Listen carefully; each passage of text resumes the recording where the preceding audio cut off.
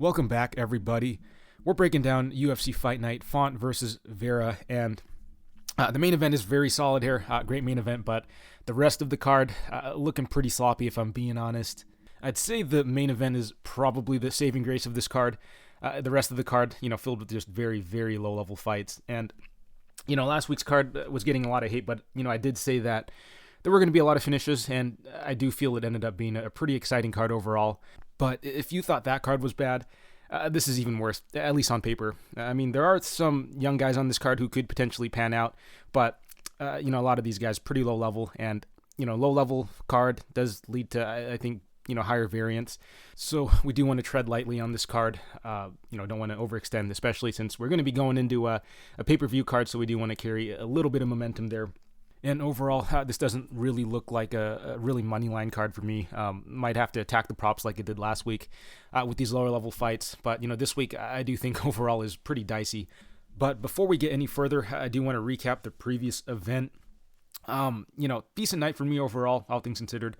But yeah, starting off the night, we had Dean Barry, Mike Jackson. So an absolute shit show of a fight. I ended up taking the under 1.5. Pretty weird pricing, it was at pick'em for most of the week, and I did put like a couple units on it. I just figured, Mike Jackson, not really a UFC caliber fighter, probably not a fighter at all, and I thought that, at any sign of adversity, he'd probably just look for a way out, and that kind of happened. I know he did get fouled a few times, but I felt that after, Barry had him hurt a little bit, he kind of got bailed out with the fouls that Barry committed, and you could tell that Mike Jackson, he didn't want to be in there any longer, but even without the fouls, it looked like Barry was on his way to potentially finishing him later in that round, if not early in the second. So, pretty easy cash there. Not the way I envisioned it happening, but nonetheless, I'll take it. But moving along, Marcin Prachnio, Philippe Lins. Yeah, I didn't really want to play this fight. Just too many question marks about Lins coming in. Both guys were just completely gassed. Turned into a very sloppy affair. Glad I passed on that fight. Preston Parsons, Evan Elder. I was thinking about the Parsons side, but, short notice, really weird fight, really weird circumstances, ended up passing as well. But Parsons, in hindsight, definitely the side, much bigger guy in there, was able to just body Elder for most of the fight. And, he was at the pick him for most of the week, so good on anyone who was able to jump on Parsons. But Arichi Lang versus Cameron Else. Didn't play a side here, but I did take the under, and I believe I did take Else to win in round 1 as well. And, Arichi Lang to win in round 2. I thought Else would start a little stronger, have a little more success, but Arichi Lang was able to just swarm him early and get the finish. So wasn't able to hit on the round props, but did hit on the totals. Tyson Pedro, Ike Villanueva, so took the under in this fight as well. I did say this was going to be a pretty violent card, and, there were a number of squash matches, and, Ike Villanueva, just a guy whose durability is completely shot against Pedro, who is a pretty heavy hitter, pretty well-rounded fighter, pretty young in his career as well. Pedro started off a little slower than I expected him to, but, once he started getting his offense going, it was a wrap, because, all it takes is a few heavy blows against Villanueva, and you get him out of there. But moving along, Dwight Grant, Sergey Kondozko. I did end up placing half a unit on Grant once he hit evens. I thought he should be a slight favorite in this matchup, and it was pretty back and forth. But I actually did like how Grant looked. A lot of people hating on him for being low volume, so he ended up putting on a bit of a show there. Looked pretty good up until the knockout, but it is what it is. He's getting a little older, but skill for skill, I felt he might have just been the better fighter there, but.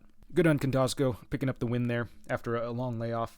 But moving along, Jordan Wright, Marc-Andre Barriault. So I had a couple plays on this card, or on this fight. I had the fight does not go the distance parlayed up with the fight does not go the distance in the Else fight as well. So that was able to cash, but I also took Wright to win in round 1 and Barriault to win in round 2 or round 3. Wright historically a very strong starter. Kind of caught me by surprise how early Barriault was able to find the finish. I thought Wright would have a little more success early. Didn't think he'd attack the wrestling or the grappling either. So, the fight doesn't go. Cashed, obviously, but the other round props didn't. But I'll take it, honestly. But moving along, Lando Venata, Charles Jourdain. Didn't really have too much action. Just had a small poke on Jourdain to win in round 3. So another crazy exchange, another crazy fight where, I thought it'd go a little longer. Obviously didn't expect Jourdain to pull that submission out early in the fight. Didn't think he'd even be able to pull off a submission at all, but good look for Jourdain there.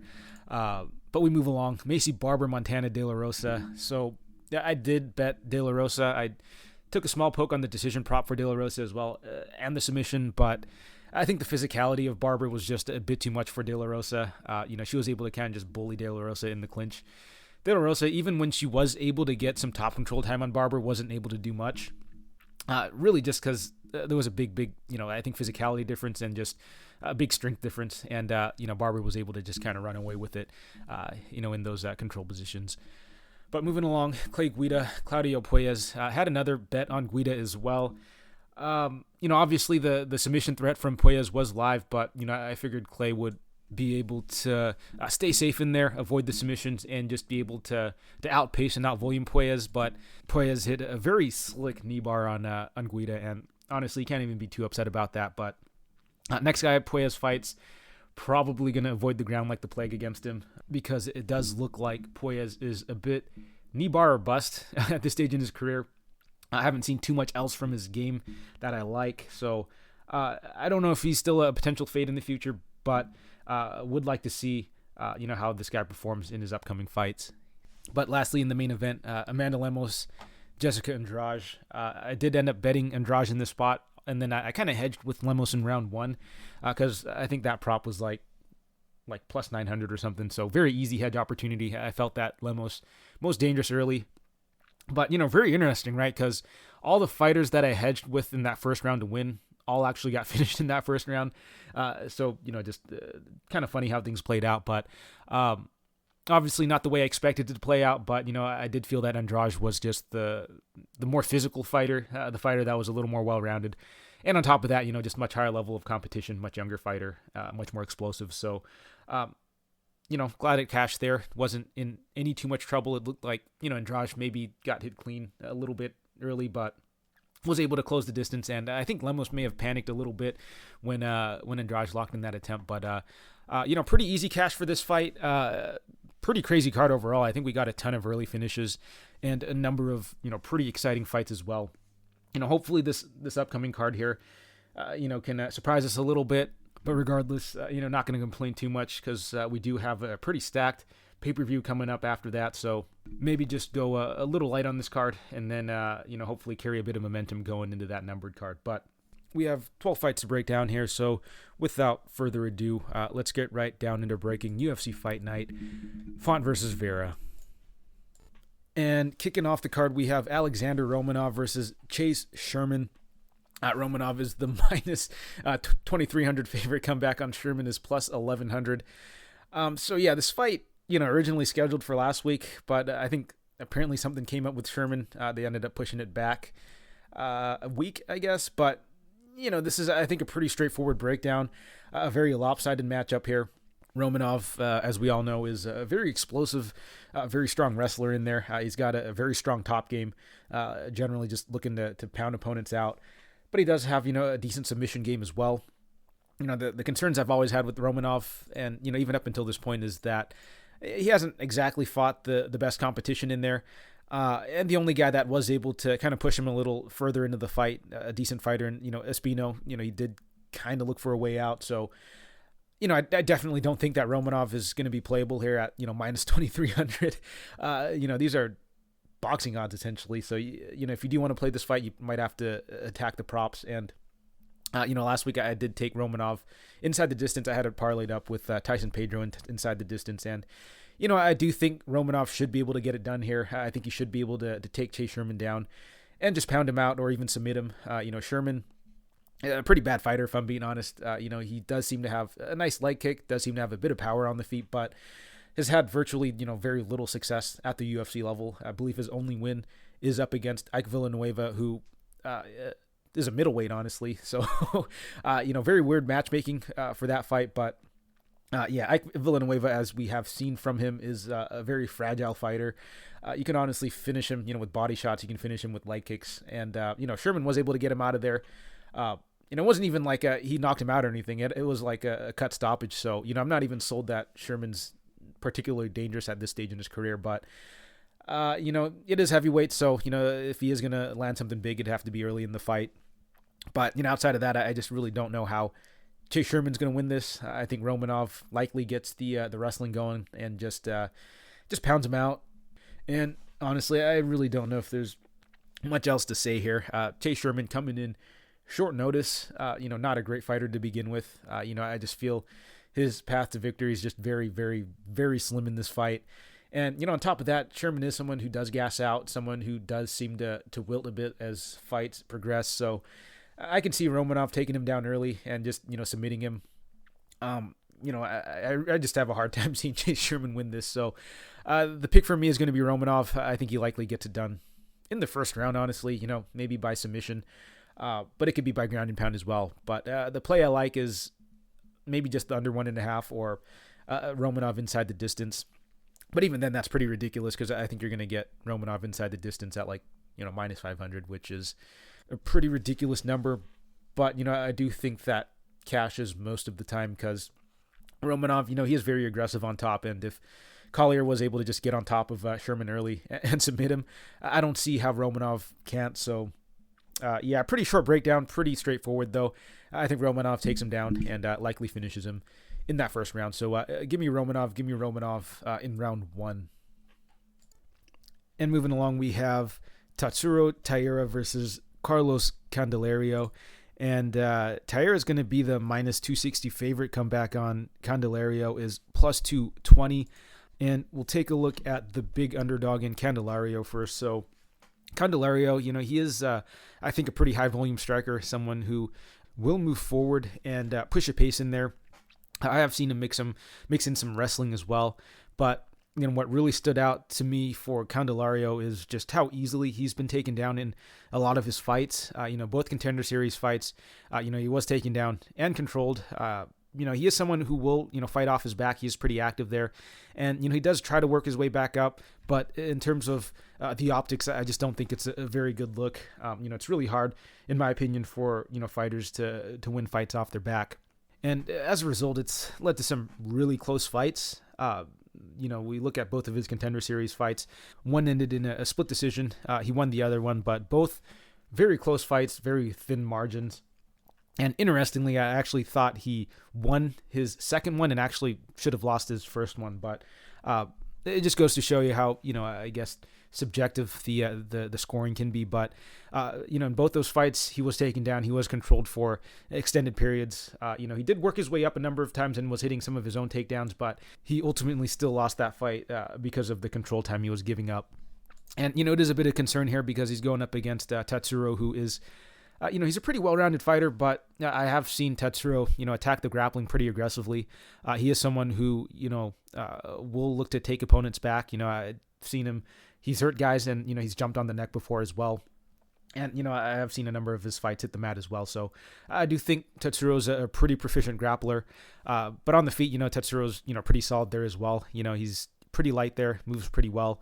He likes to chop at the legs, does seem to have pretty quick hands and pretty good power as well. He is somewhat low volume, but, I think that's more so the pacing of the fight than him not throwing. I think his opponents kind of do respect the power a little bit, and maybe they expect him to maybe wrestle a little bit as well, so they're a little tentative in there. But, overall, I do think that Tatsuro's a pretty well-rounded fighter, and, he's fought some pretty decent fighters on the regionals over in Japan as well. He's beaten some regional vets, and, he's not crushing cans in there, is what I'm trying to say. But, the thing with, I think the Asian regional scene is, they are pretty weak. So even against, I think, more experienced guys, I'd still say the level of competition is a little weaker than the regional scene over here in the States. That said, though, he's, I think, getting some good experience in, and he's doing it against, decent fighters, all things considered. But taking a look at this matchup, I think I definitely do have to favor Tatsuro here. I think he's fought some better guys regionally. He's fought some veterans in there. And stylistically, I do think he's got some upside as well. Obviously, the guy is able to work the grappling. I've seen him, pretty aggressively look to take the back of his opponents. And Candelario, he was giving up the back against Candido in his first Contender Series fight. Was backpacked for most of that first round. But some good things that Candelario showed was, he was able to reverse. He did stay active. He did make his opponents work in there. And, when he does work his way back up to the feet, he is very, aggressive. He wants to try to swing the round back. So, he will push a pace and he will make his opponents work, even when standing. So, something to like about Candelario in that regards. But I just don't really like the optics he gives up when, he gets taken down. And, Tatsuro, I think, will look to shoot takedowns here. And, Tatsuro on the feet, I think, is kind of dangerous as well. He's hurt some guys before. He's pretty quick, and he does seem to do, decent attritional work with the leg kicks as well. But with that being said, I think I still might favor Candelario a little bit more on the feet, just in terms of like the volume and the output. Unless Tatsuro is able to hurt Candelario, I just kind of see Candelario being able to do a little bit more standing. But, I think where the fight is won for Tatsuro is going to be on the mat. He's going to have to hit takedowns and get control time on Candelario to win. And I do think he should be able to, but, I don't know if I could trust him quite yet at this big of a price tag. Minus 270 is a pretty steep price to pay for someone who's making their UFC debut, first time fighting over in the States. So, a lot of factors in that regard. And on top of that, while Candelario does give up a lot of control time, he does stay active there. He does try to work his way back up. And, I have seen him like sweep opponents before. So, while Tatsuro's grappling does look pretty decent, I don't know how good it really is. So, someone like Candelario, I wouldn't rule out him being able to sweep or reverse Tatsuro in this spot. But overall, I do like Tatsuro. I just think the line is kind of off here. If anything, I might actually bet Candelario small, just because Candelario does make his fights really close, win or lose, which I think makes him a decent underdog, at like plus 230 here or so. So, pick is going to be Tatsuro, likely by decision, but I'm probably going to bet Candelario small here. I can definitely see this fight going to a split decision. So, pick is Tatsuro, but likely we'll bet Candelario maybe half a unit or so. And in the next fight, we have Gina Mazany versus Shanna Young, and Mazany's the minus 150 favorite. Comeback on Young is plus 130, and this is a very, very low-level fight, as low level as it gets. Two fighters who I wouldn't be surprised if they were no longer on the roster a year from now. But, we'll start with the fighter with, I think, a more discernible skill set in Mazany. So with Mazany, she is a wrestler, grappler. I don't think she's particularly great there, but she is someone who is pretty persistent with it. She is generally pretty good at getting fights into control positions, and, whether it's on the ground or against the cage, she's usually looking to get the fight there. On top, she is somewhat aggressive. She will look for the ground and pound, and she will hunt submissions as well. But, one thing I don't really like about her is that her cardio seems a little shaky, and the same with her durability as well. And, she is going to be fighting at 125 now. I do think that her cardio might be a little worse at 125. Obviously, we saw her fade pretty hard against Cachoeira, was aggressive early. But, I think she got stood up that fight and then ended up getting finished on the feet. And I guess that brings me to my next point. Her durability doesn't seem that great. She's been finished on a number of occasions. If you're able to kind of just swarm her, she'll kind of just shell up in there. So, not a great look for Mazany there. And, her wins aren't that great either. Her two wins are against Ostovich, who's no longer with the UFC, and Wuyanan, who is probably about to get cut now after her loss to Mayra Bueno Silva. And her losses aren't that great either. She's lost to some, I guess, decent fighters in McMahon back in the day, Juliana Pena, obviously, but she's also got losses to Priscilla Cachoeira and Macy Chiasson, a loss that's not really aging all that well either. So not a good look for Mazany, no matter how you spin it here. But she is going to be going up against Shanna Young, who is not really a good fighter either. And really, I don't have much to say about Young. Young, I guess she is a bit of a striker. She does like to move forward, and she does seem to have a bit of power for the women's division. But the thing is, she seems to have a very big weakness in her defensive grappling. She's just terrible on the mat. Can't stuff a takedown. Can't get off her back. And I think all of her losses are, her opponents being able to take her down and either able to finish her or just hold her there for extended periods. She's got losses to Stephanie Egger and Miranda Maverick. Both of them were able to finish her. Those are two pretty good grapplers, so I guess you can give her a slight pass there. But Young was also finished by Sarah Alpar, not a good fighter in my opinion. And even Chiasson was able to take her down and dominate her on the mat. And Chiasson's not really a grappler.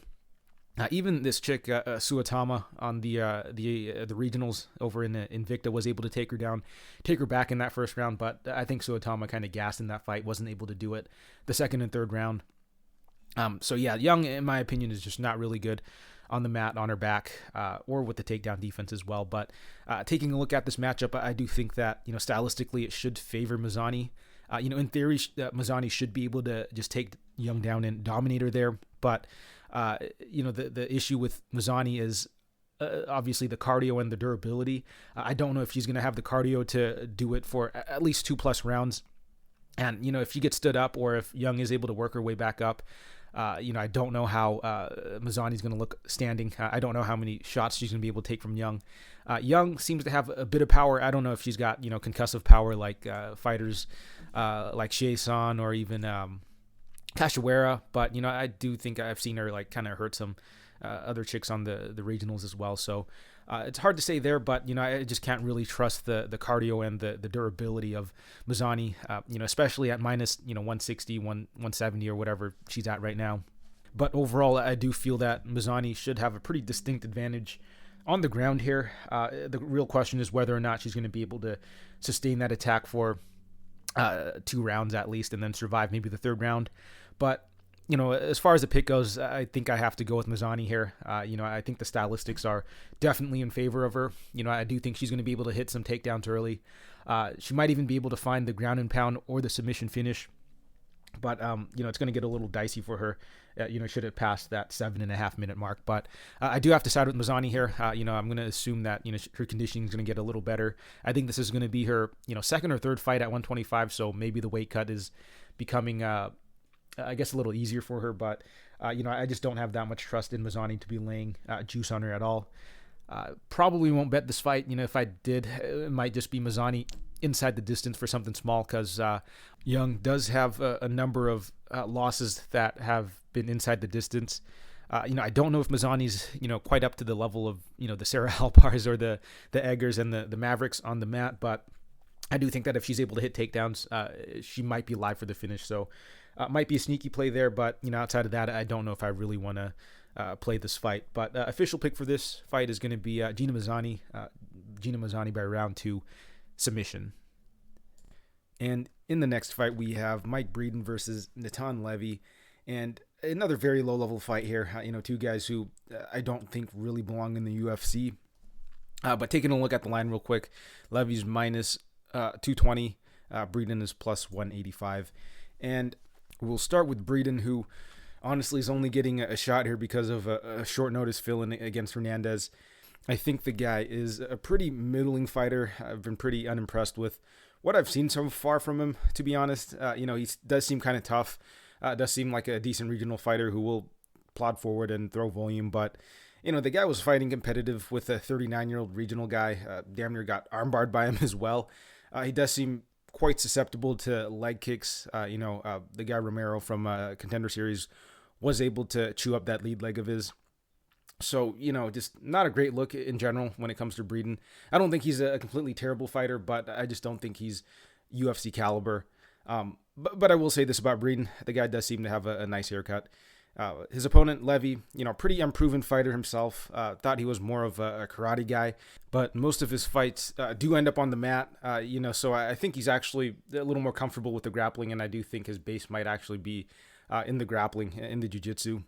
But on the feet, he does have that karate point fighting style, bladed stance. Does seem to have a decent kicking game. But in all the fights that I have seen, he looks to grapple with his opponents. I think most of the fight time that he's had in the cage so far at the UFC level has been, the majority in the grappling realm. He does seem pretty strong and physical on the mat. He is someone who will go for submissions as well. But in the fights that have gone to a decision, it does look like he does get into some pretty, sloppy grappling exchanges. But some red flags that I have seen from Levy is, the chin does seem a little shaky. I've seen him rocked and wobbled on the regionals. He was able to recover, but, not a particularly great look getting hurt by, lower level guys. The cardio, I guess, seems okay, maybe. I mean, it's kind of hard to say because he does push a pretty grapple-heavy pace, and in the fights that have gone the distance, he has been able to kind of gut it out. But also, I don't think he's necessarily been fighting the guys with the best cardio either, so it's kind of hard to say. I don't know how good or bad Levy's cardio actually is, but I don't know if it's really well suited for him being able to grapple a hard 3 rounds. But taking a look at this matchup, I kind of do favor Breeden a little bit more on the feet. I could see maybe the lateral movement and the kicks of Levy give Breeden some trouble, but, Breeden definitely seems like the better boxer in there. Definitely seems a little more comfortable on the feet as well. A lot more well-versed there. And I do think that Breeden might have a little more power than Levy on the feet. But I do think that Levy could probably win minutes with his grappling. Possibly even find the submission on the mat there. I haven't really liked what I've seen from Breeden in terms of the grappling on the mat. Pretty limited footage, but, in the few instances that I've seen him in the grappling realm, he does seem kind of not that good there. Again, some 39-year-old guy was almost able to armbar him. Probably would have gotten the submission if there was a little more time on the clock there for that round. So on the ground, I definitely favor Levy by a pretty decent margin. But on the feet, I could definitely see Breeden hurting Levy. Levy's been hurt before. And, I could see Levy also, or Breeden also, start to pour it on late, especially if he's able to stuff takedowns late and if Levy starts to slow down. But, official pick for this fight has got to be Levy. I think that, Levy, he is someone who's pretty persistent with the grappling, and it is something that, he will go to, in each round. He does seem like the stronger, more physical guy as well. He does seem like the more proficient grappler also. So I think I'm going to go with the guy who's going to be more likely to implement his game plan, and that's going to be Levy. But I don't know if I really trust him at this price tag. I do think that there is a potential path for Breeden to win this. I think he's the better boxer. And, if he is able to stuff takedowns, I do think that he could do enough on the feet to eke out a decision. And again, I do think that he could maybe knock Levy out, maybe even hurt him enough to swing rounds. But, official pick is still going to be Levy. I just don't think he's quite proven enough to warrant that big of a price tag, though. So official pick is going to be Levy. I think Levy gets it done by unanimous decision. And in the next fight, we have Johan Lainez versus Gabe Green. And Lainez is the minus 120 favorite. Come back on. Green is plus 100. And we'll start with the UFC debutant in Lainez first. So with Lainez, he is a very heavy-handed boxer. He is someone who likes to plod forward and throw big power shots. Does seem to load up big on a lot of his strikes. The cardio, it's kind of hard to get a great read on. It doesn't seem that good from what I have seen. But again, it's really hard to tell because one, he does have a lot of early finishes. The body language doesn't look the greatest at times. He's huffing and puffing in there after the 3-minute mark. His movement does start to seem a little more labored, but on the other hand, he has been hurting guys and finishing guys in the second round. I have seen him wrestle well into the third round as well and win a decision. So while it looks like, he may be fatiguing, it does seem like he's able to fight through it pretty well. But, something that is worth considering here is that it is against pretty low-level guys. So, against, a better fighter or better fighters, who are maybe a little better defensively, have better cardio, it could give him a bit more trouble, beyond that first round. Someone like Green, I think, might give him some trouble here because Green is a bit of a generalist. His stand-up, I think, is pretty serviceable. He is someone who will move forward and throw volume as well. Pretty good cardio and durability, as we saw in his fight against D-Rod. Came in short notice, and he got beat pretty soundly in that fight, but, a lot of good things to like from him, all things considered. He is someone who can mix in the wrestling and the grappling as well. But, there are a few issues that I have with Green in this spot. One, he is very hittable. Obviously, he got tagged up by Rodriguez, and, even Rowe was able to land clean a few times on him. And Green isn't someone who I can really trust to mix in the grappling. It is something he can do, but he doesn't really do it all that consistently. He's content to just stand and bang in there with his opponents. So the fight IQ, I think, is a little questionable from him. I also think he's a tad undersized as well. And lastly, I do have some questions about this guy's heart. And I'm not talking about his grit or determination to fight. I'm talking about his actual heart, because apparently he had a heart attack and had surgery. So, major red flag there. But, skill for skill, I do think he's actually the better, more well-rounded fighter out of the two. I think he's a bit more proven as well. Linus definitely does seem to have some power in his hands. But, I haven't really seen him have sustained success, outside of that first round. I know he does have that one win, or one decision win where he was able to mix in the wrestling. That was the fight where, he was able to wrestle into that third round. But that was a couple years ago against a 1-0 fighter who hasn't fought since. So, not the highest level of competition he's pulling it off against. And, against someone like Green, who I think is going to be the better grappler, maybe even the better wrestler, I think that he could definitely, provide a lot more resistance against Linus than any of his previous opponents. So, assuming the surgery didn't completely fuck Green up, I think that he should be able to win this, especially if he's able to fight smart in there. Entertain the boxing a little bit, then mix in the grappling. We haven't really seen Linus on his back. Haven't really seen Linus face a ton of resistance, honestly. The guy's been able to get most of his opponents out of there early. And, the one fight that he was able, or the one fight that he did get extended in, it was against a very low level guy. So it's hard to say how good, Linus is going to be, against a better fighter, in the second and third round. But knowing Green, he's probably going to just stand in front of Linus and trade with him a bit, which, definitely can get dicey. Linus is someone who has a ton of power. And again, Green is pretty hittable. So if one of those big power shots gets through, I could definitely see him hurting Green. And, Green coming off of that surgery, who knows how he's going to look, when he's eating those big shots. So, Green, I think as long as, he doesn't get that big shot landed on him, can probably keep it competitive. Because I do think Green could throw a little more volume in there. But I think the smart thing to do would be to mix in the wrestling eventually. Obviously not be too telegraphed with it. That's why, you entertain the striking a little bit, set up the wrestling, and look to just grind Johan out and really test him come the later round. So I'm going to go with Green in this spot, not super confident, especially coming off of a heart attack. So I got to go with Green here still. I think he's just the more well-rounded fighter. He's a little more proven as well. He's hung in there with some, decent fighters. So I'm going to go with Green, Green by decision. And in the next fight, we have Daniel De Silva versus Francisco Figueiredo. And this fight is a pick-em -110 both ways. So we have another very low-level fight on the card here. Two guys who I don't really think are UFC caliber. But we'll start with De Silva, a guy that I don't have the best read on. There's pretty limited footage of him pre-UFC. And from what I have seen, I thought he was more of like a Muay Thai guy, but it definitely looks like he's a bit more of a grappler now that I'm thinking about it, after watching his UFC debut. He does seem to have, a decent kicking game, decent kicking arsenal, but, he went to the grappling pretty quickly against Molina in his fight there. He was able to take the back of Molina early, and, there were some scrambles in there as well. He was able to throw up a few submissions off his back, and on the regionals, he does seem to have a few submission wins as well. So, I think he's actually a little more comfortable in the grappling than he is in the striking. But there were some concerns about him, going into the UFC. Obviously, one, the pretty limited footage, so it's hard to get a great read on. But two, a lot of early finishes for him. I had concerns about how he's going to look extended into fights. And, those concerns were kind of validated in his UFC debut.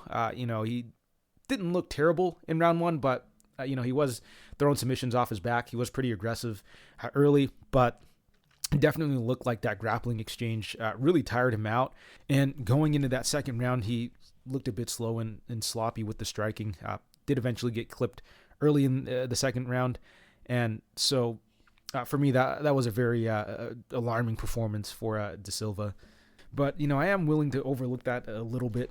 Molina, he is a dog in there, and Molina has shown that he's got really good cardio and is very aggressive as well. So a pretty tough fight to make your UFC debut in. But De Silva, he is going to be looking for a bit of redemption here against Francisco Figueiredo. Very winnable fight for De Silva, in my opinion. Figueiredo, not really that good of a fighter. Obviously he tries to emulate his brother style, Davison style, but I don't think he does a really good job. And, if I'm being honest, I think Amanda Lemos probably does a better job fighting like Davison than his own brother. But anyways, Francisco, he does do a decent job of with the attritional work on the feet. He likes to attack the legs and the body, but it seems like most of his fights kind of devolve into pretty sloppy grind fests. Lots of clinch work, cage pushing, a bit of lay and pray as well. And, I'll just be honest, this guy kind of sucks, and his fighting style's pretty boring to watch. Very, very low-level fight, in my opinion. De Silva does seem pretty dangerous early. He does seem pretty aggressive with these submission attempts. And, he's gotten a number of finishes early as well, but, it's against pretty low-level guys on the regionals. And, Francisco, in my opinion, is pretty low-level, so I think that De Silva's got a chance to pull it off here. But I just can't really trust him past round one. But on the other hand, you have someone like Francisco who isn't really someone who pushes a pace and is someone who I think is a little gassy as well. Figueiredo, or Francisco, I should say, he doesn't really ever seem to put a stamp on in fights as well. He kind of just holds his opponent up against the cage, just rack up control time, but he never really puts an emphasis on anything to make him really stand out, in those rounds. And on top of that, Francisco is pretty low output as well, so I just don't know if he's going to be able to really punish someone like De Silva, if De Silva does start to slow down. So I can definitely see De Silva, maybe catching a second wind, come that third round if he's able to make it that far. And so, this could definitely be a pretty hairy fight. And ultimately, I just don't really trust Francisco to be able to put the pressure on De Silva if De Silva does gas out after that first round. So really weird fight to call, but I think my official pick for this does have to be Francisco. More so just out of principle. I can't really take someone who hasn't really had success outside of that first round. And, this could be the first fight that it happens in. And, there's a chance it might because Francisco's not a good fighter, but I don't know if I really want to bet something happening for the first time or pick it. So I think by default I have to go with Francisco here. I think if he's able to survive the early grappling exchange from De Silva, we start to see maybe the grappling of Francisco take over come that second and third round. Maybe we just see him lay on top of De Silva, lay on top of a gassed De Silva, for the remainder of the fight. So that could definitely happen. Maybe he's able to get the finish. I don't think Francisco's, big hitter or anything, but, he does seem to do decent attritional work. And if De Silva gasses out really badly, he might be able to get the finish. But, official pick for this fight is going to be Francisco. I think he gets it done by decision or maybe a late stoppage. But yeah, I'm probably going to avoid this fight, just very, very low level. And in the next fight, we have Gerald Meerschaert versus Krzysztof Jotko. And pretty interesting fight here. A typical clash of styles. We have your grappler and Meerschaert against your striker and Jotko. Jotko is going to be the minus 150 favorite. Comeback on Meerschaert is the plus 130 underdog. And we'll start with Jotko. So with Jotko, he is primarily a striker. He's very light on his feet, very good lateral movement. He's got a good low leg kick, jab, and occasionally he will mix in the takedown, but by and large, he will generally just look to strike. Nothing super impressive though on the feet with Jotko. He is a bit of a decisionator. Usually he's just doing enough to win in there. Not winning by wide margins or anything. The guy's takedown defense does seem pretty good. Pretty good submission defense as well. Obviously, he's coming off of a pretty solid performance against Romanov where, he was able to stuff the takedowns and work his way back up. But, that was still a very close fight, and that was Romanov's first fight down at middleweight. So definitely something to keep in mind there. And, that said, though, it is good to see since, he is going up against Meerschaert, who is primarily a grappler. I do think the striking of Meerschaert has improved recently. Obviously, he was able to hang on the feet against a really good striker in Muradov. He does have a really nice body kick that he likes to rip, but with Meerschaert, he is definitely much more comfortable when he's on the mat. And I think all but one of his wins are by submission, so the guy's definitely a finisher. The guy's a high-level submission artist, and honestly, it's a real insane stat when you think about it. But taking a look at this matchup, I think what we're essentially getting here, obviously, is a high-level submission artist versus a decisionator in Jotko. And it's a pretty tough fight, honestly, to call because I do think the margins are pretty thin in this fight. I can see a number of things happening as well. But in terms of what I think is the most likely outcome, I do think that we see Jotko just barely outstrike Meerschaert to a very close competitive decision. Again, Jotko just never really wins emphatically, but I do think in this matchup he's going to be able to stuff the takedowns of Meerschaert and just barely outstrike Meerschaert on the feet to win a decision here. I do think that Meerschaert could probably hit some takedowns, get a little bit of top control time, but I definitely see Jotko, able to work his way back up. However, I do think some other outcomes are pretty live as well. Obviously, I do think that we could see Gerald Meerschaert get the submission. Obviously, that's what the guy does. And, he's a very high-level submission artist. So, if he's able to get Jotko down, I could definitely see him, pulling off a submission. Jotko is a bit of a gasser in my opinion. And, if Meerschaert is able to push a bit of a grappling pace, I could definitely see Meerschaert pull off a late submission as well. Meerschaert, he has, gotten plenty of round 3 submissions also. And I definitely do think that Meerschaert is capable of winning a decision as well. It's historically not something that's been super likely with Meerschaert. I believe a few of the decisions that he has gone to have been split decision losses for him. But, if it does go to a decision, I do think he can make it a very close fight. I do think Meerschaert could potentially hang on the feet. I don't think Jotko is going to be blowing him out of the water. And, if Meerschaert is able to hit some takedowns, to close out rounds or just get enough top control time, I do think that it could potentially swing those close rounds as well. So a number of outcomes I can see happening. And then something that I can also see happening, but at a far lesser clip, I guess, is, Jotko by knockout potentially. I know Jotko's not really a finisher, but Meerschaert also got knocked out by Heinisch, and I don't really consider Heinisch a finisher, at least not on the UFC level. So I do think that, with Meerschaert, his chin, I think is a bit shaky, and I do think that Jotko could potentially clip him. Not a super high likelihood outcome, but I do think it's something that's on the table here. So yeah, a very volatile fight, in my opinion, not a fight I really think I want to get invested in from a betting perspective. But, pure pick-wise, I think I got to go with Jotko here. I think we see Jotko just win another, very close decision like he always does. But yeah, most likely not going to bet this fight. If I were to have any action, it might just be by, or Jotko by decision, or potentially Meerschaert by sub. I think those are the most likely outcomes. But, I feel the odds probably won't be that great on those lines because I think the bookies are going to be wise to that. I think the betting public's probably going to be pretty wise to that as well. But official pick for me is going to be Jotko by split decision. And moving along, we have Darren Elkins versus Tristan Connelly. And Elkins is the minus 140 favorite. Come back on Connelly is plus 120. And we have a pretty interesting fight here between two older fighters, two guys who I think are kind of cut from the same cloth, very tough, gritty guys, two good grapplers in there.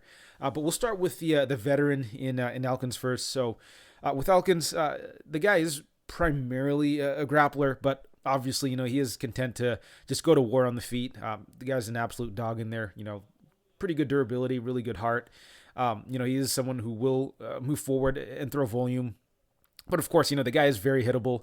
And, historically, I'd say he has been pretty durable. I know he's coming off of a knockout loss, a pretty nasty knockout loss to Cub Swanson. But prior to that fight, I felt like he's, had a pretty good chin. And, I'm not so sure now because he is coming off of a pretty nasty knockout.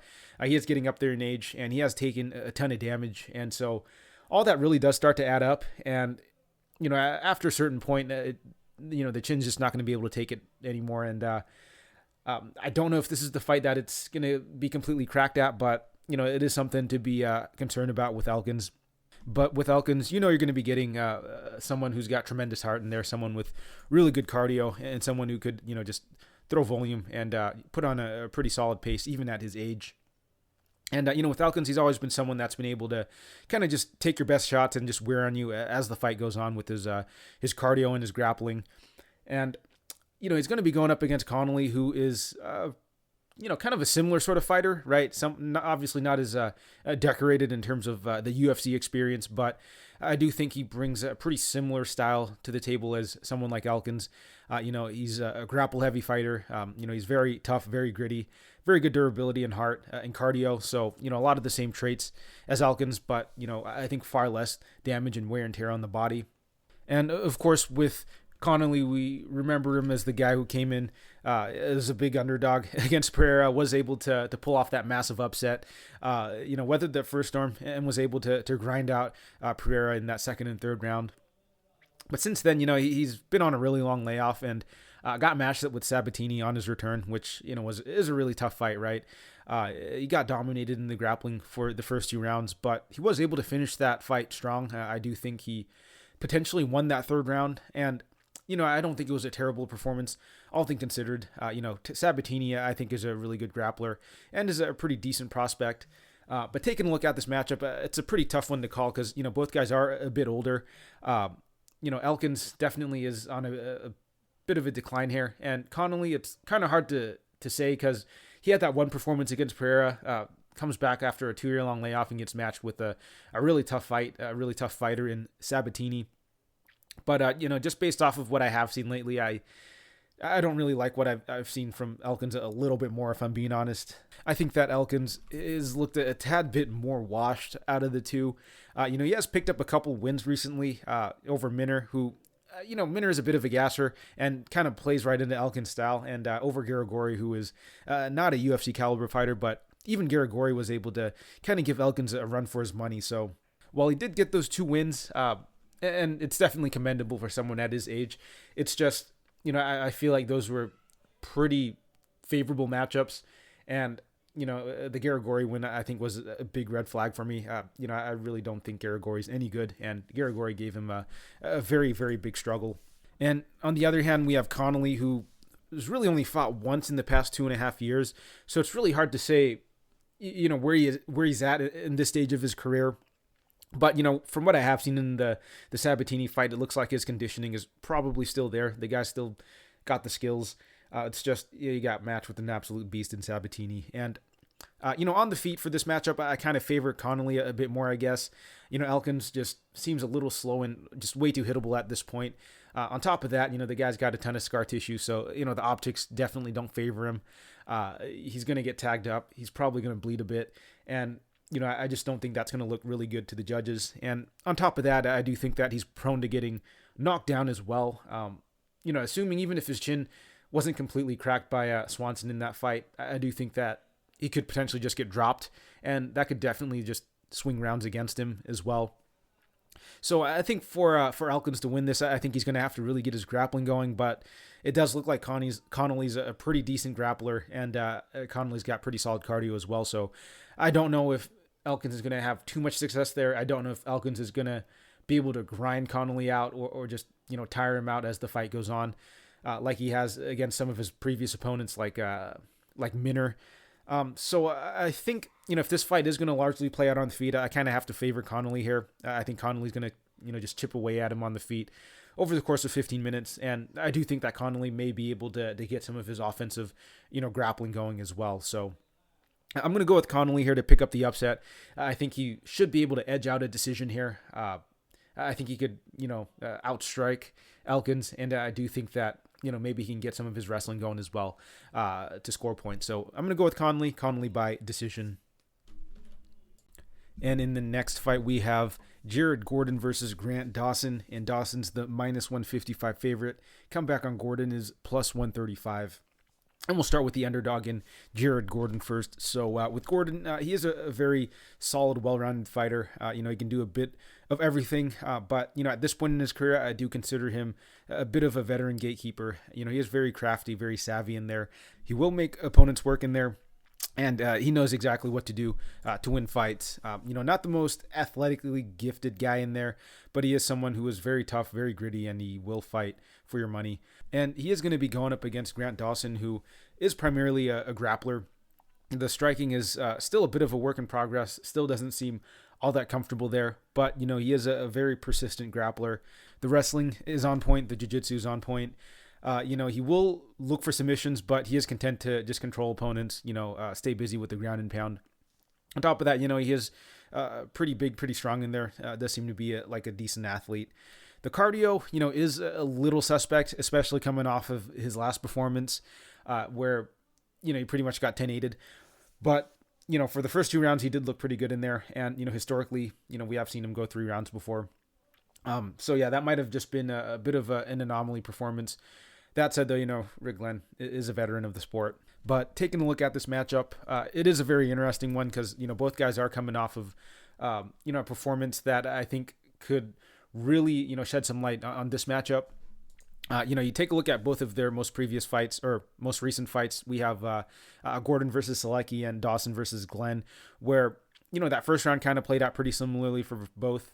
Gordon was able to, or Selecki was able to take the back of Gordon, control him for the most of the first round, and Dawson was able to do the same to Glenn. And then the second round is where things kind of shift a little bit. We did see Dawson get a takedown in the second round against Glenn. Whereas with Selecki, he wasn't, he started to tire a bit and actually did give up a takedown to Gordon to close out the round, which I think swung the round in his favor. And then for the third round, we did see, in Gordon Selecki, both guys were very tired, but Gordon was able to gut it out. And, it is important to note that, I think Selecki had, was basically fighting on fumes, I think, past that first round and a half or so. And we kind of just saw the momentum shift there, and Gordon was able to close out that round. But in the Dawson fight, obviously, he got 10-8'd that round, got stuck on his back, and it looked like, he got real close to getting choked out, maybe. But I think the optics of it to end the round really swayed the judges into giving him that 10-8. But the way I see it is, I think that Dawson can kind of replicate that performance going into this fight. And basically not get 10-8'd this time. So I do think it's as simple as that. I do think that the wrestling and the grappling of Dawson and his cardio, I think, should be good enough for him to win at least 2 rounds this time. And let's not forget, Gordon, he was slowing down in that fight as well. And that third round was actually, pretty damn close, but he was able to edge it. And something I do want to mention is I think Gordon actually landed a knee on Selecki as he was going in that second round, which may have deterred him from persisting with the takedowns, or it might have shook him up enough where he had just elected to stand and strike for a little bit to recover. So I don't know if it's going to happen again this fight. I do think that we see Dawson get enough control time in the first 3 rounds to win the decision here. Of course, Gordon, he doesn't have the best takedown defense, but he is a dog in there. He will continue to try to work his way up, make his opponents really work in there. And there definitely is a chance that, we see Gordon potentially start to pick up momentum in that second round and even steal that round in the third round. Definitely not outside the realm of possibility, but I do think it's a little more likely we see Dawson put on the same performance he did against Glenn minus the 10-8 as opposed to Gordon, doing the same thing he did against Selecki. And lastly, I will say this. I think that that last fight for Dawson might have been a good learning experience. He might have to, pace himself a little better, maybe not go as hard in the wrestling, in the grappling those first 2 rounds, and maybe not give up such a dominant position in that third round. I think all these things kind of factor into this fight. And, on top of that, Dawson is going to be the younger fighter in here. He's going to be, I think, the better athlete as well. Career trajectories are in different directions right now. So I think all of those things kind of favor Dawson a little bit more as well. So the pick for me is going to be Dawson in this fight. I think he gets it done by decision, likely 29-28. I don't know if I'm going to bet the money line just yet. It does look like money's coming in on Gordon. So, if I can get closer to minus 130-ish, I'll probably play the money line. But otherwise, I'll probably just play Dawson by decision. I don't think he's going to be knocking Gordon out. I don't think he's going to be submitting Gordon either. Gordon is, I don't think he's ever been submitted. He's only ever been knocked out. Dawson, not much of a knockout artist. And, I just more or less see him grinding a decision out. So I'm going to go with Dawson here. Go with Dawson by unanimous decision. And in the next fight, we have Andrei Fili versus Joanderson, Brito. And Fili's the minus 240 favorite. Comeback on Brito is plus 205.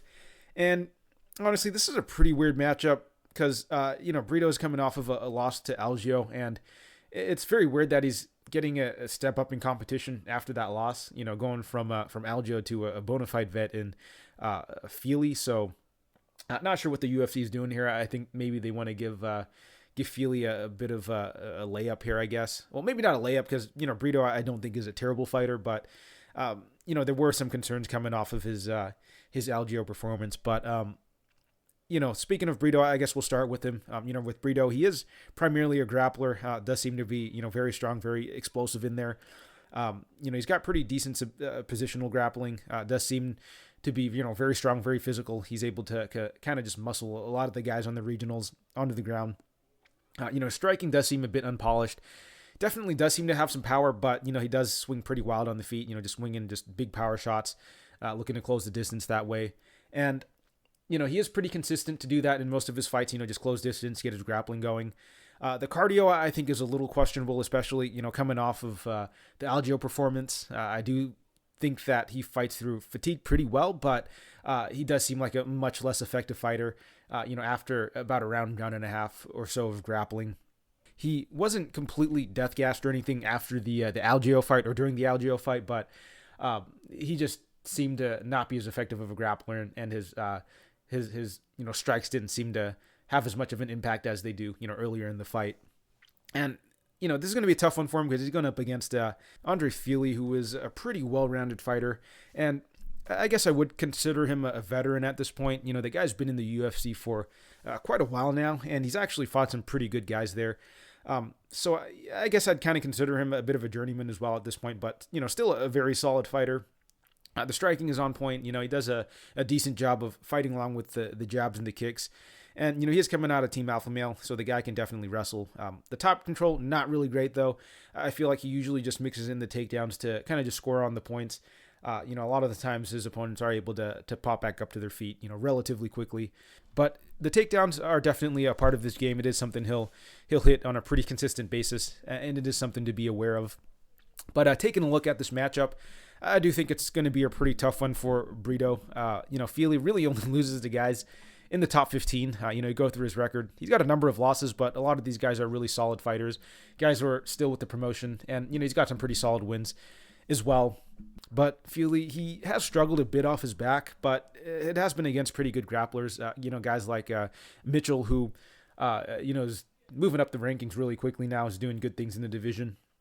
And on top of that, Fili actually didn't look too bad in that fight. In hindsight, he still got dominated in that fight, but, he was able to reverse Mitchell a couple of times. And I do think he actually took that second round off Mitchell. He landed that knee against Mitchell. Really good timing there. I think he was looking for it. And, he did get taken down in that second round, but he also was able to reverse positions, was able to land some big shots on top as well. And, it's not a performance I think he should be too ashamed of. Mitchell's an absolute beast, and I really don't think that Brito is quite at that level or even close to that level. And I just don't know if Brito's really got the cardio to put on that sort of performance as well. That said, though, Brito, he is very big, very physical, and I could definitely see him having success early with the wrestling and the grappling. But I think as the fight drags on, I can kind of see Fili just starting to pull away. I think Fili's distance striking is going to give Brito some trouble. Brito's just not a very technical striker, in my opinion. He really does rely on that grappling to win him minutes in fights. But ultimately, I actually do think this fight is going to be, this matchup is going to play out pretty close because, we saw in the Algio fight, Brito was really committed to the grappling. He really wanted that fight in control positions. And, I do think Algio won that pretty clearly, but, Brito did make it a very hairy fight. That said, though, I do think that Fili should be able to keep this fight standing and work his way back up if he does get taken down and just win a pretty competitive decision here. Fili, he's just fought way better grapplers in there, and, he didn't look terrible against them. And, this is a massive step down in competition for Fili. So I like Fili here. He's just the more well-rounded fighter. He's way more proven and, just way more experienced in there. So I think Fili's got to be the pick here. Money line, I feel, is about right. Minus 200 or so is, I think, pretty accurate. You can argue that maybe there's a little value on Fili, but the issue with Fili is, he doesn't always fight to the best game plan in there. He doesn't always fight optimally. The first fight that pops into mind is the Jordan fight. There's a very clear path to victory in the wrestling for him, but he didn't really take it until it was kind of late. And, he arguably could have lost that fight, but, was able to eke it out there. So, that's just the thing with Fili. He tends to make fights a bit more of a sweat than they should be, but he honestly should roll here. I think that, he should be able to outstrike Brito, and I do think if he's able to hit some offensive takedowns as well, really kind of drain on the cardio of Brito a bit, he could definitely, coast his way to a decision. But knowing Fili, it's going to be a bit of a sweat. But official pick for this fight is going to be Fili by decision. And in the next fight, we have a heavyweight bout between Andrei Arlovski and Jake Collier. And Arlovski is going to be the minus 135 favorite. Comeback on Collier is plus 115. And we'll start with the underdog in Collier first. So with Collier, he is a pretty well-rounded fighter. And I'd say he's a bit of a UFC veteran at this point. Obviously, he fought back at middleweight way back in the day. And, he's coming back now fighting at heavyweight. But like I said before, pretty well-rounded. He's coming off of a submission win over Chase Sherman. But, generally, though, I do think he prefers to stand and strike.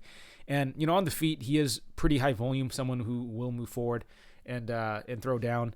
That said, though, I do think he is kind of hittable in there. We see in both of his fights against Carlos Felipe and even Jean Vellante, he did throw a lot of volume and output, but, he was getting tagged up quite a bit in those fights. The optics weren't great either. The guy was getting busted up in both of those fights. So Collier, I don't think is a terrible fighter, but he is someone who I think, fights pretty close at this level in the UFC. And I definitely do think that this fight is going to be pretty close. He's going to be going up against Andrei Arlovski, who is kind of finding his niche in, these lower level heavyweight fights on short notice. He's on a nice little streak, or a nice little win streak against the likes of Chase Sherman, Carlos Felipe, and Jared Vandera. But even before that, he had some wins over Tanner Boser and Felipe Lins, with his only loss being to Aspinall, who, is going on to do some pretty good things in the division. So, you could say Arlovski's having a bit of a career resurgence now. He's kind of really adapted his style to his career at this stage, right? He's not the highest output fighter, but, he does know how to pick his spots, know when to counter, when to sit down on his punches, when to start to pour it on to swing rounds in his favor. And, he is very crafty in there, right? Because his fights, these fights that he's winning, he's not winning by the widest margin, but he's doing just enough in these fights. He knows when to sit down on his punches and land the bigger shots. And he knows when to pick it up to really swing rounds in his favor. And on top of that, he's just been fighting guys who a little less experienced, not as technical as he is, So Arlovski, he's been very smart lately, with the picking the matchups that he likes. And I do think that this is another fight that is very winnable for Arlovski here, but it's going to be a fight I think very winnable for Collier as well. But yeah, I think this should be a very close fight. I kind of like the output of Collier a little bit more. He's going to be able to move forward and throw volume. He does have a nice leg kick that I like to see him throw. He's got a good varied attack as well. Does, do a decent job of, throwing combinations. But I think the big issue with Collier is going to be how hittable he is. I think that's the big equalizer in a lot of his fights. In both of his fights against Vellante and Felipe, he was taking a lot of damage. Arguably lost that Felipe fight, just from the optics. He was getting busted up pretty badly as well. So while I do think that he's going to be landing a bit more than Arlovski, I think that Arlovski can sit down on a few big shots and swing rounds his way. Arlovski was able to do that against Tanner Boser. Boser was able to volume up Arlovski, but I think to the judges at least it looked like Arlovski was landing some of the bigger shots. And, when it comes down to it, Arlovski is a legit heavyweight despite being a bit older, whereas Collier, he's a bloated up middleweight. So in terms of, the effective shots landing, the shots with a little more impact, you got to favor Arlovski a little bit more there. But overall, I do think this is a pretty 50-50 fight. I've kind of felt the same way about Arlovski's last few fights, and I don't think it's any different for this one. I think you can make pretty compelling arguments for both guys. But I will say this about Collier. I actually think Collier's probably going to be the most skilled and well-rounded fighter that Arlovski's faced in his little run of, lower level heavyweights, against guys like Vandera, who is, mainly just a striker, Felipe, mainly just a striker, and, Chase Sherman, who is bad, and Collier was able to beat him as well. So I do think that Collier's going to be able to offer a little more than these guys. So I think Collier's got a better chance here, but at the end of the day, I do still think it's just going to be a striking affair. And, if that's the case, I kind of have to still favor Arlovski a little bit more here. I've had some pretty mixed results with Arlovski lately. I took him against Sherman and Felipe, but I bet Vandera against him. I kind of like the bigger plus number next to Vandera's name, but Vandera clearly not on that level. And honestly, I wouldn't mind the Collier side if I can get like plus 150 again, but it looks like a pretty close line here, pretty contentious fight. So likely a pass in terms of the money line. Wouldn't mind playing either guy by decision, but I think the safer play might just be fight goes the distance. I know it is a heavyweight fight, but Arlovski's not really... he's not finishing guys anymore.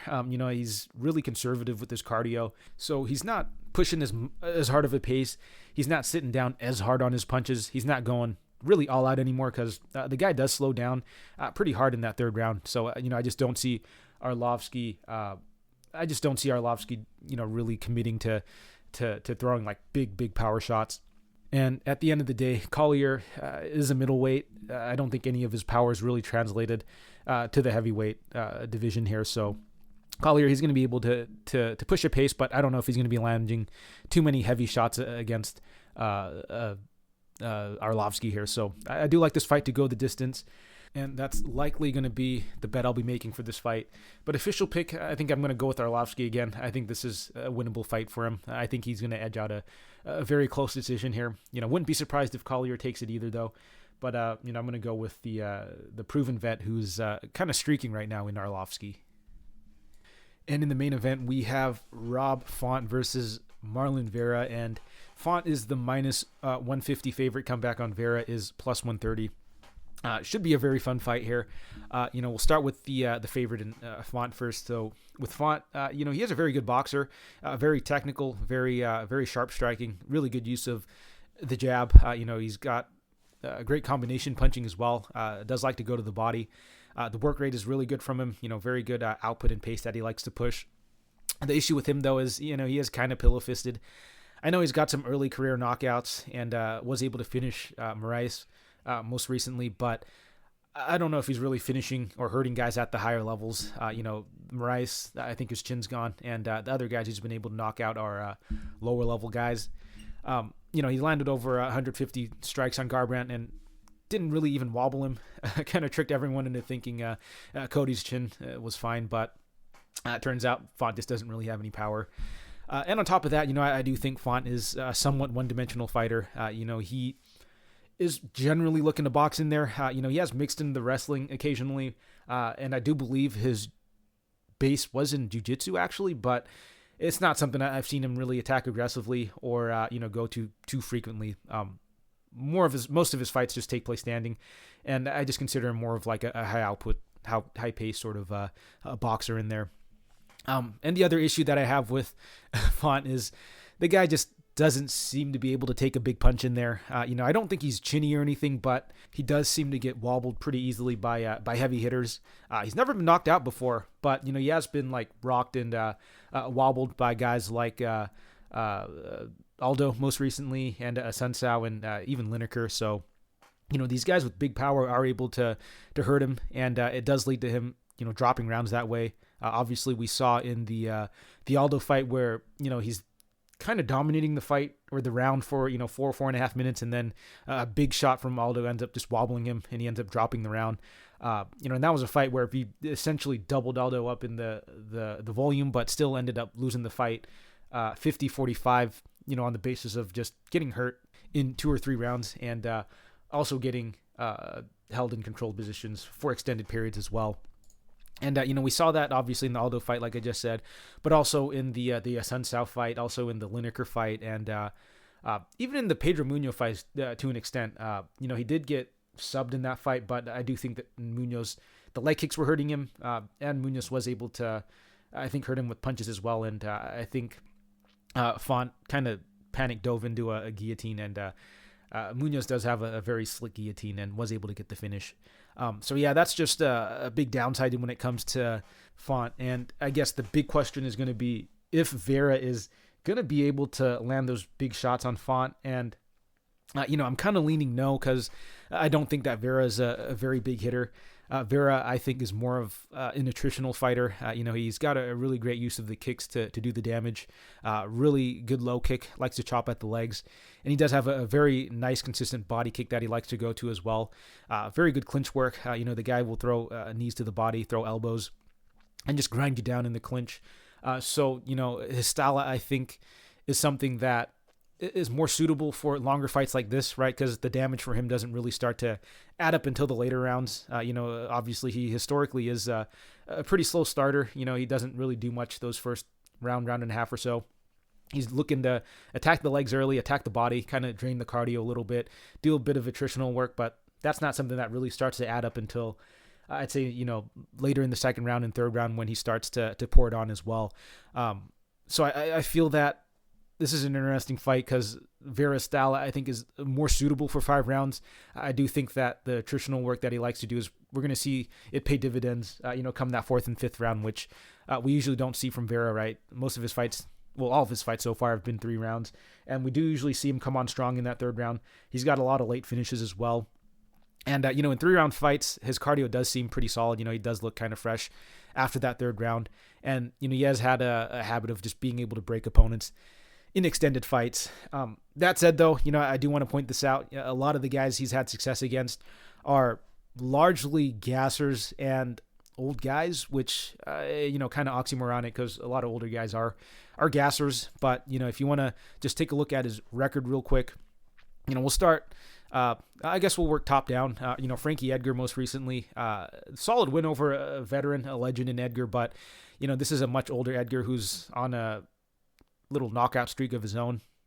And, Edgar was actually able to, I think, win, I think the 1st round, maybe the 2nd round against Vera, with the wrestling, but obviously, Edgar just, the cardio's not quite there anymore, I don't think, and neither is the durability. And then before that, he got a win against Davey Grant. Davey Grant, a solid fighter, but a fighter who is, getting a bit up there in age. And then before that, Sean O'Malley, so probably his best win, but, kind of fluky if I'm being honest. I don't think that happens if they run it back. I would actually like to see them run it back, but not a performance that I think happens, or it's something that he could replicate at a high clip. Before that, Andrei Ewell finishes in the 3rd round, but Ewell, known gasser, Nohelian Hernandez, very low-level guy, not UFC caliber in my opinion. Frankie Saenz, another older guy. Guido Canetti, another older guy. Wooly Jibirin, very low-level Chinese fighter, a little oxymoronic. There's really only like 3 or 4 good Chinese fighters, and Wooly Jibirin's definitely not one of them. And then before that, Brian Kelleher, probably his best win outside of O'Malley, so I'll give him credit there. Brad Pickett, another old fighter at the time, and then Guang Yu Ning, another Chinese fighter who's old and not UFC caliber. So the trifecta there of just can-ness, I guess. But his losses aren't too bad. He lost to an aging Jose Aldo, who also beat Font as well. Song Yadong, who, I believe that fight was on short notice, and it was a very close fight. I do agree with the decision, though. I do think that Song Yadong won the first 2 rounds, but not a bad loss at all. And then you'd have to go all the way back to 2018 when he lost to Douglas Silva de Andrade, who Font actually was able to beat, and John Lineker, who also beat Font as well. So the loss is not completely terrible. A couple of these losses are to guys who were able to beat Font also. But taking a look at Font's record, in terms of the guys he's beaten, I think that he's beaten just slightly better guys than Vera. He's beaten guys like Cody Garbrandt, Marlon Moraes. Can't really give him too much credit there, though, because Moraes, I think at that point his chin was just completely gone, and I think Font just dropped him with the jab, so not one you could look too much into. But he's also beaten guys like Ricky Simone and Sergio Pettis, a fight or a win that's kind of aging pretty damn well. Thomas Almeida, and then of course guys like Douglas Silva de Andrade, who was able to beat Vera back in the day. Matt Schnell, pretty decent fighters, I think. Much better wins than a lot of the wins that Vera's been racking up. But, I guess looking at this fight stylistically, it does get very interesting because you have to wonder how effective is Vera's style against someone like Font. Font, has got good cardio, but he is getting a little up there in age now. I think he's like 34, which, for this division, I think you're getting real close to that cliff. That said, though, Font hasn't shown much of a decline. His cardio and output still look pretty solid. His durability seems fine. And I just don't know if Vera's going to have the big power shots that could, swing rounds for him, essentially. I do think the leg kicks could be an issue for Font. Aldo and Munoz did a good job chopping at the legs. And Vera, he has a very good leg kicker, and Font does stand pretty heavy on that lead leg. But, honestly, unless this is an O'Malley situation, I just don't know if we're going to see Vera get a finish here. And, I don't know how much of the mobility he's going to be limiting of Font. Font does actually have pretty decent footwork, and, that could give Vera a little bit of trouble as well. So, man, this is a pretty tough fight. I think it's actually going to be a pretty close one. If I had to lean aside here, I think I'm going to go with Font. I think the boxing, honestly, is going to score a little better for him. The guy's got, crazy output and pace. And I think judges really do tend to score the boxing, the headhunting a little bit more than the leg kicks. But I do think that, later in the fight, we could start to see that damage add up. And if Font isn't able to bank, 3 of the 5 rounds, I do think that maybe some of the attritional work will start to sway the rounds for Vera later in the fight. That said, though, I think I'm going to go with Font in this spot. I like the boxing that he brings, and I do think that if he's able to mix in a little bit of the wrestling, I could definitely swing rounds for him as well. Vera, I think, does seem to struggle off his back a little bit. We saw him taken down by Edgar. Aldo was able to take his back. So I do think that Font can mix those in to score as well. But yeah, I think Font takes this. It's going to be a very close fight, though. I think it's likely going to be 49-48, whichever way. But official pick is going to be Font via decision. I think that, if I am to play a side, I'll probably just play the Font by decision. I don't know if I like to play him at chalk here, especially since I do think that it's going to be a very close fight with, pretty thin margins, likely a 48-47 sort of affair. So yeah, it'll be a close one. But I think something else I might be looking at here is fight goes the distance. I don't know if Vera is going to finish Font. I think if he does, it'll likely be late in the fight. But again, Font has shown pretty good durability. He was taking some big power shots from Aldo, and he was able to recover. And, I don't know if Font's going to be finishing Vera. Vera is super tough, never been finished, and Font, again, is a bit pillow-fisted. So I like the fight to go the distance here. Maybe a late finish by Vera, but I do think Font should be able to survive. So official pick for this fight is going to be Font, and Font by decision. And that will do it for this episode of the podcast. Appreciate you guys for tuning in. Pretty sloppy card overall. Probably not going to go too heavy on it, but I do say this every week and I end up going a little heavier than I'd like. But what can I say? I just can't help it. But this card does actually look pretty bleak from a betting perspective. I think I only have one money line play right now, and the rest of the line's not really all that enticing. So I'm kind of just waiting on some of the props. There are a few time props that I like that I'm waiting for them to drop. So hopefully we'll have a few prop plays, but yeah, overall this doesn't look like a card I'm going to be going too heavy on, but we'll see. But anyways, good luck on your guys' bets. Let me know what you guys think about some of these fights. Let me know if you agree or disagree with any of the takes. But that'll do it for this episode of the podcast. I'll catch you guys next week where we'll be breaking down UFC 274. So really excited for that. Really looking forward to it. But yeah, I'll see you guys next week.